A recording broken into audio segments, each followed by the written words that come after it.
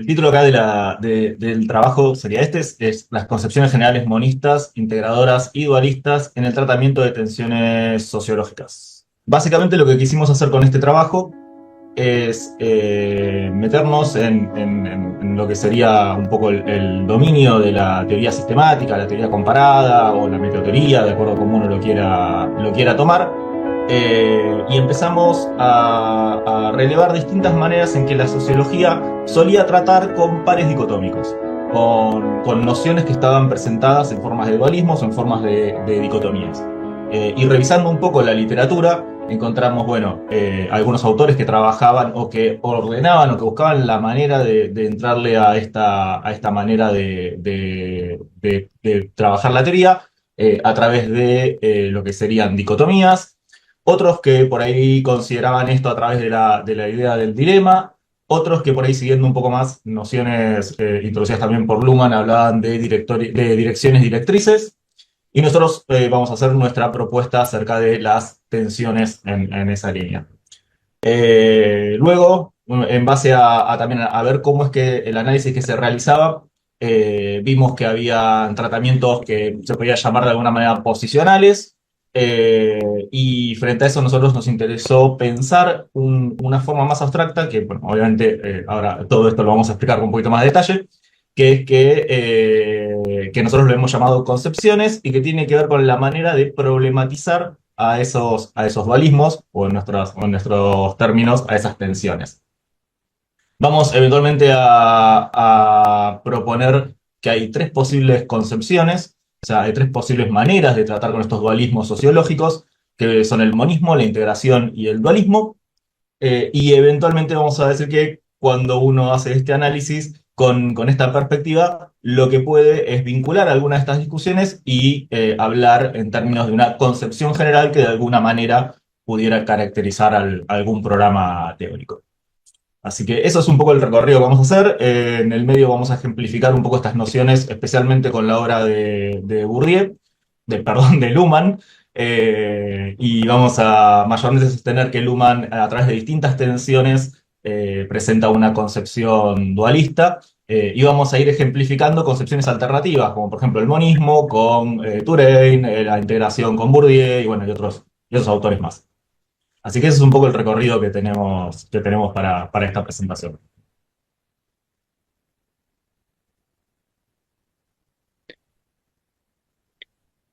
Bien, yo no sé por qué no estoy viendo la presentación, pero igualmente la sigo por otro lado.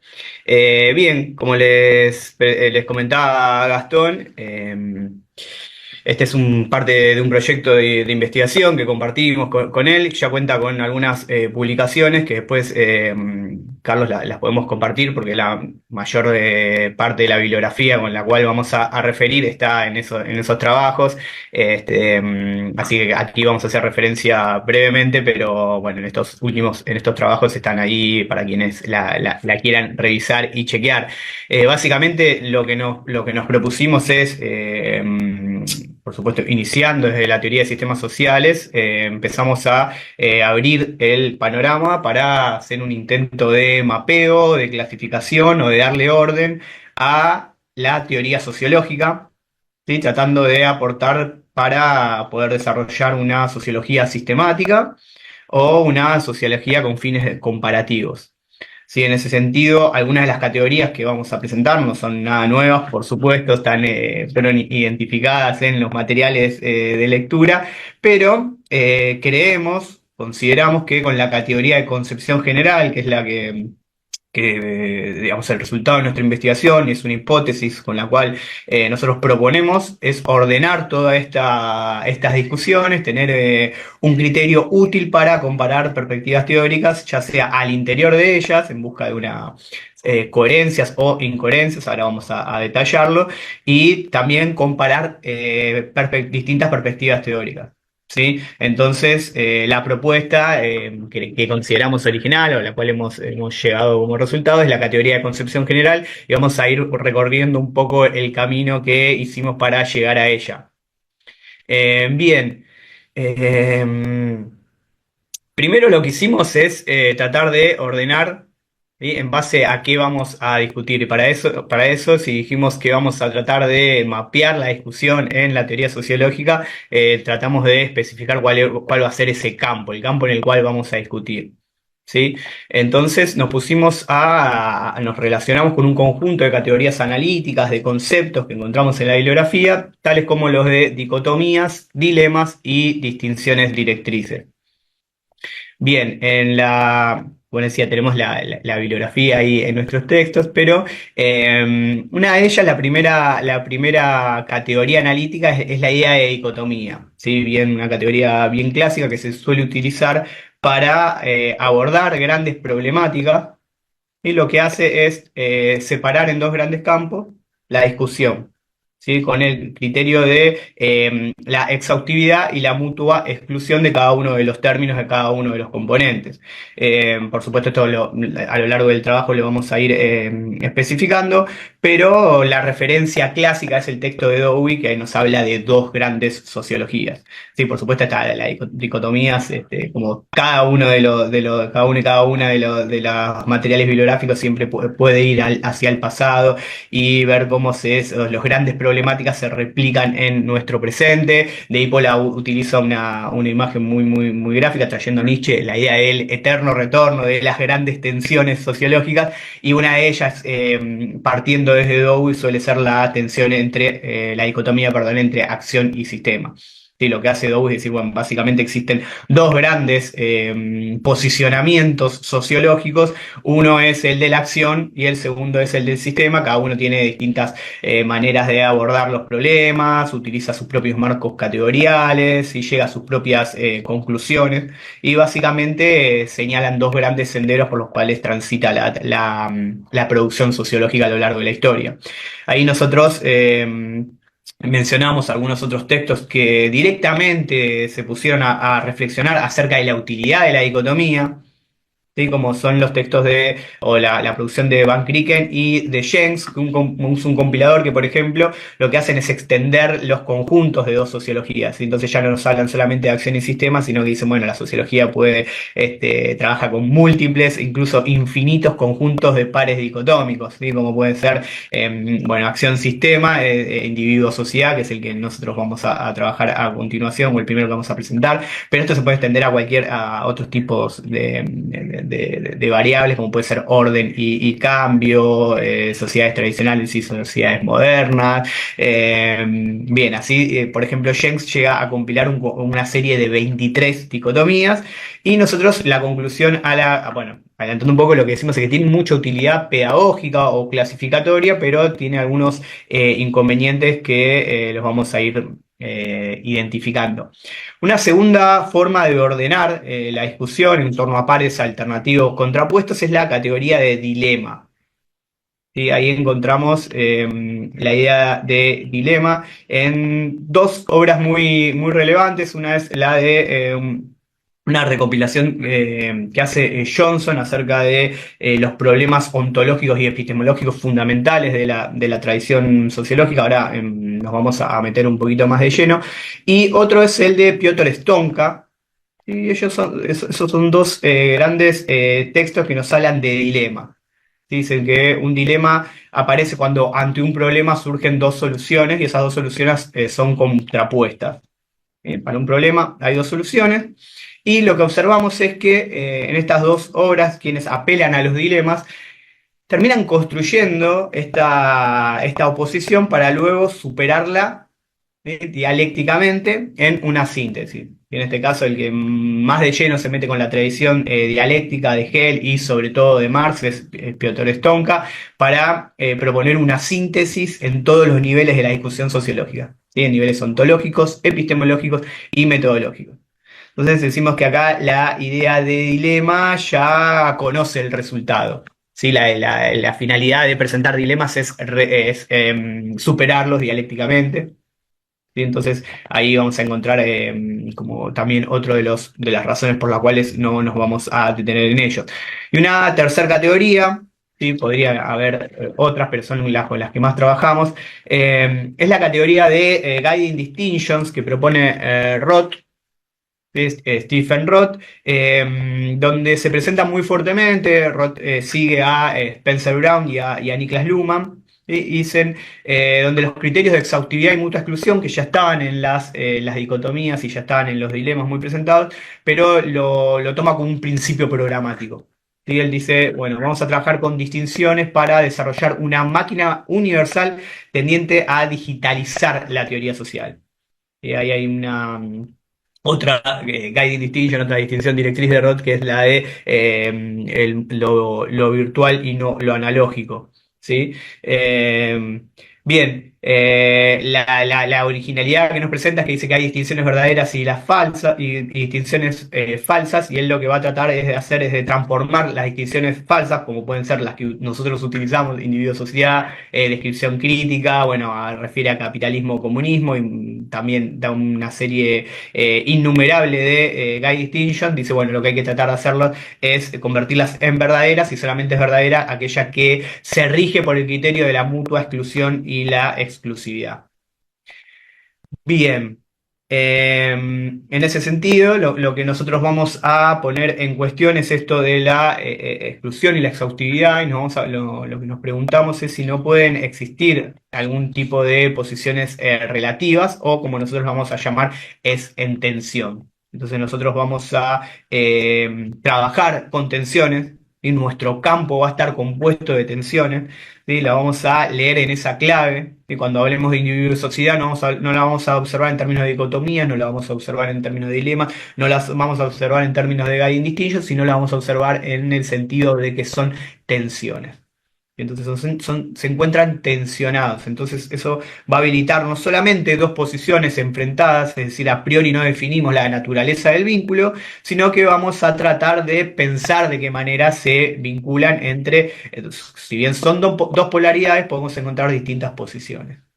Y no solamente vamos a buscar posiciones, sino que también vamos a avanzar hacia la búsqueda de concepciones. Perfecto. Una segunda manera de ordenar un poco esta discusión en esto que por ahí en un término un poco más abstracto podríamos llamar son pares alternativos de manera de entrarle a las discusiones de la sociología.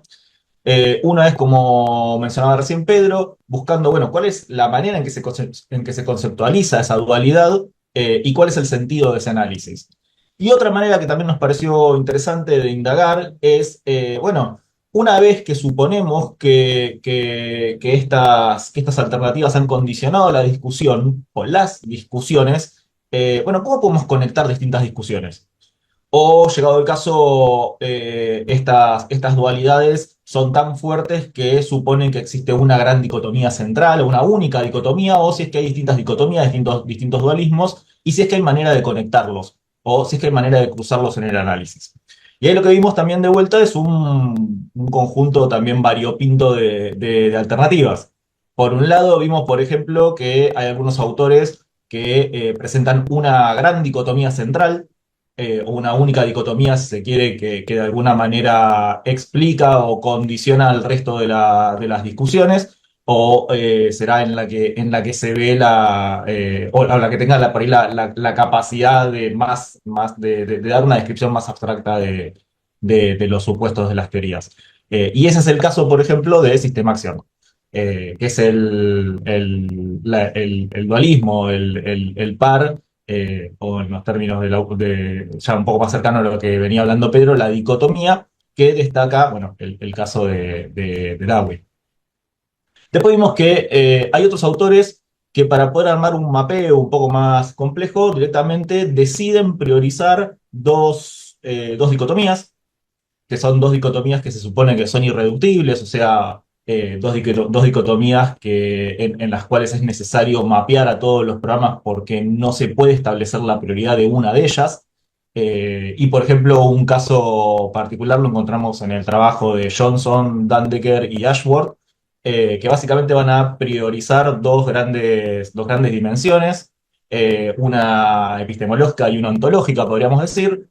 Una de ellas es el dualismo entre lo nominal y lo real, y otro es el dualismo entre lo material y lo ideal.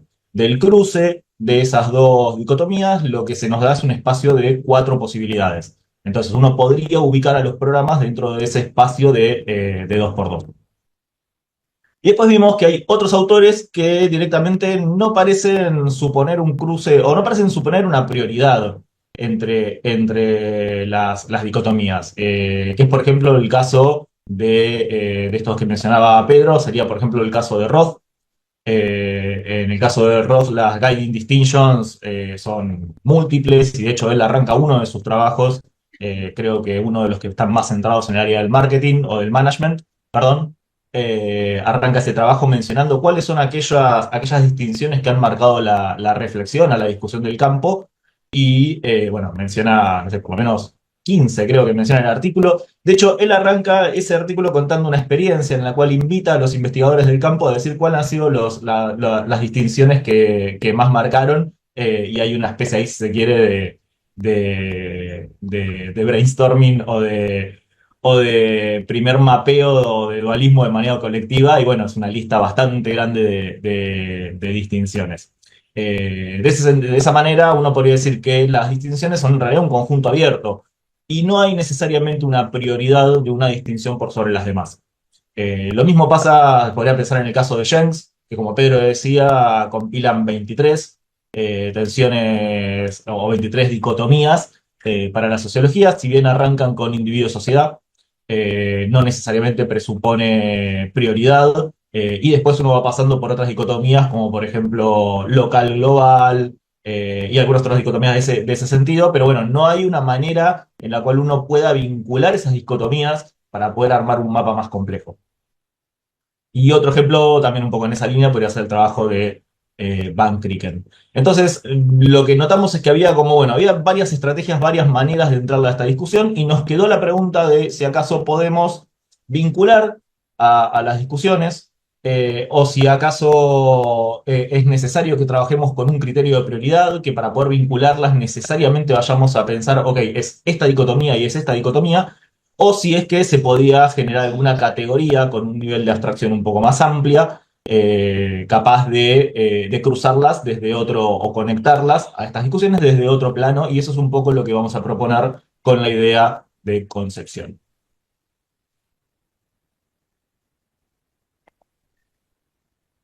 Bien. Lo que nosotros proponemos entonces es un ejercicio teórico.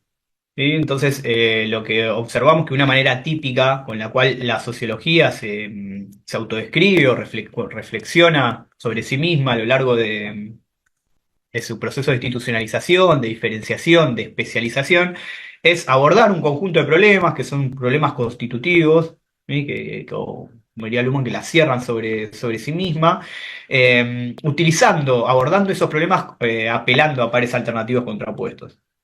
¿Sí? Entonces, nosotros proponemos hacer un ejercicio teórico similar y discutir con la bibliografía especializada en hacer ese tipo de ejercicio. En ese sentido, entonces, es como recuperamos las categorías de dicotomías, de dilemas y de guiding distinction. Hay momentos en los que, y vamos a priorizar el uso de las tensiones, hay momentos en que también nosotros discutimos con esas categorías, pero discutimos críticamente, tratamos de observar en qué se diferencia la idea de tensión, pero por supuesto están muy vinculadas y hay momentos en que referimos directamente a dicotomías o dilemas porque entendemos que son similares, sobre todo cuando las presentamos. Precisamente la distinción es que nosotros tratamos de ver que entre los polos alternativos, ¿sí? O entre o los conjuntos de pares existe una tensión, no es una relación de mutua exclusión o de exclusividad. ¿Sí? No es que cuando hablemos de una perspectiva que apela a la descripción de la sociedad por medio del individuo, excluye totalmente a lo social. Y entonces, lo que tratamos de ver es que existe más bien una tensión. Pero por supuesto eso es acorde al tipo de ejercicio que nosotros estamos proponiendo. este ejercicio teórico de ver cómo se utilizan pares alternativos contrapuestos para resolver problemas fundacionales de la sociología. Entonces, en ese sentido, vamos a hablar de que lo que el criterio ordenador de nuestro análisis son un conjunto de tensiones clásicas, ¿sí? Tensiones que comunicativamente ha utilizado la sociología para ordenarse a su interior y también para dar muestras de autonomía a su exterior. En ese sentido, nosotros en este trabajo, en esta presentación, vamos a hablar de tres tensiones clásicas. ¿Sí? La primera es pertinente a la definición del ámbito objetual, de la disciplina sociológica, que es la tensión clásica entre individuo y sociedad, que puede leerse en todas las discusiones bueno, aquí vamos a solamente a enfocar a los padres fundadores de la sociología, y vamos a ver cómo el resto de la tradición la fue trabajando. La segunda es pertinente a la teoría del conocimiento. Es una distinción que la vamos a denominar, es una tensión entre realismo y constructivismo, ¿sí? Y la tercera va a ser una tensión que nosotros la vemos en cuanto a cuál es el rol de la sociología en la sociedad. ¿Sí? Va a haber una tensión entre una polaridad que dice, bueno, la sociología debe limitarse a describir los objetos de estudio, y entre aquellos que van a decir, bueno, no, la sociología tiene que avanzar hacia efectuar una crítica y que esa crítica lleve a o estimule transformaciones en la sociedad. Esa es, bueno, la distinción clásica entre, bueno, que la sociología habla de qué es la sociedad, o la sociología también tiene que avanzar acerca del cómo debe ser la sociedad, apelando a un conjunto de criterios normativos. En ese sentido, la idea de tensión a lo que nosotros nos sirve es para mapear la discusión. Sí, en ese sentido, nosotros, esto queremos que quede bien claro, solamente la utilizamos para comparar programas teóricos, ¿sí? Y lo que vamos a avanzar es hacia el señalamiento de posicionamientos y grados de acercamiento entre sí y con respecto a dos polos. ¿Sí? Creemos que eso es lo que nos da la categoría de tensión. Nos da a nuestros ojos un vínculo más complejo, o nos permite alcanzar un nivel de abstracción diferente, ¿sí? Que si solamente entendemos que es uno o lo no uno. ¿Sí? En el sentido fuerte de la idea de distinción de Spencer Brown. Sí, te sumo una cosita que es que en ese sentido las tensiones, o por lo menos la manera en que nosotros estamos entendiendo las tensiones, permitiría un análisis que nosotros lo llamamos posicional. Ya que ahí no se trata solamente ya de clasificar o identificar a una teoría, ya sea en la categoría de lo blanco o de lo negro, o de lo blanco y lo no blanco, uno podría decir, sino que se puede pensar en que ahí hay posiciones, y que las posiciones en última instancia son algo que se da en la distancia, es decir, que uno puede estar más cerca o más lejos de otro programa, o más cerca o más lejos de un polo. Y que, bueno, sobre esa, si bien casi todas estas nociones que hemos mencionado, la de dicotomía, la de dilema y la de guiding distinction, con sus autores, ellos lo trabajan de manera así como con esta mutua exclusión. Hay otros autores que trabajan de manera posicional. Por ejemplo, Sergio Pignoli tiene un trabajo donde trabaja de manera posicional. Uno podría decir que también el trabajo acerca de las versiones del individualismo metodológico de Lars Uden también es un trabajo que trabaja en manera, o que piensa estas diferencias de manera posicional. Así que, si bien nosotros vamos a estar mayormente discutiendo con estos primeros, sí es importante mencionar de que esta idea de que podemos ordenar de manera posicional también tiene sus defensores. Bueno, y como decía Pedro, nosotros una vez que nos posicionemos sobre estas tensiones, lo que queremos, además de encontrar posiciones, o sea, que además de encontrar si es que, o de ubicar a un autor más cerca de un polo que del otro, lo que queremos es ver cómo es que se problematiza esa dualidad, cómo es que se problematiza esa tensión. Y para problematizarla, lo que nos interesa es pensar, bueno, ¿cuál es la relación que en última instancia se está dando entre estos polos? Entonces, hay algunos programas teóricos o algunos autores que van a terminar, por ejemplo, por optar simplemente en acentuar uno de esos polos, o en reducir, si se quiere, la discusión a uno de esos polos, y a eso lo hemos llamado monismo. Hay otros autores que, por ejemplo, han intentado vincular a esos dos polos de manera tal que se pueda dar una suerte de síntesis. A esa concepción, a esa manera de tratar las tensiones, la denominamos integración, entre varias palabras que uno encuentra ahí entre los distintos autores. Y una tercera, si se quiere, concepción, o una tercera manera de trabajar a estos polos es la que de alguna manera primero busca restituir o reforzar esa diferencia o sostener esa diferencia y partir un poco desde el supuesto de que hay un dualismo, si se quiere, de alguna manera también irreductible, y que bueno, eventualmente uno en la base de ese dualismo, si quiere avanzar, tendrá que seleccionar alguno de esos polos, que es básicamente la concepción que nosotros vamos a encontrar mayormente para el programa de Niklas Luhmann.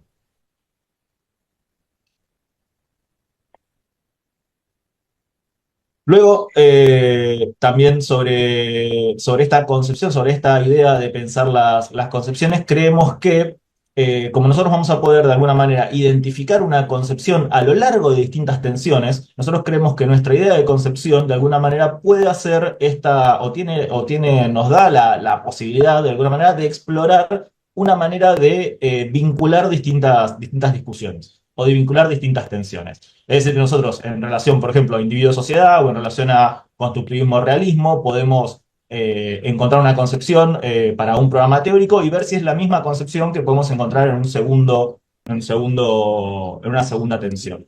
Así que, un poco de alguna manera de abstraer un poco estas distintas discusiones a través de la categoría de concepción, es que podríamos decir que un programa, por ejemplo, tiene una concepción general o que es como un rasgo que de alguna manera lo estamos hipotetizando, o sea, estamos suponiendo que nosotros podríamos adoptar ese rasgo para desde ahí llevar un análisis, ya sea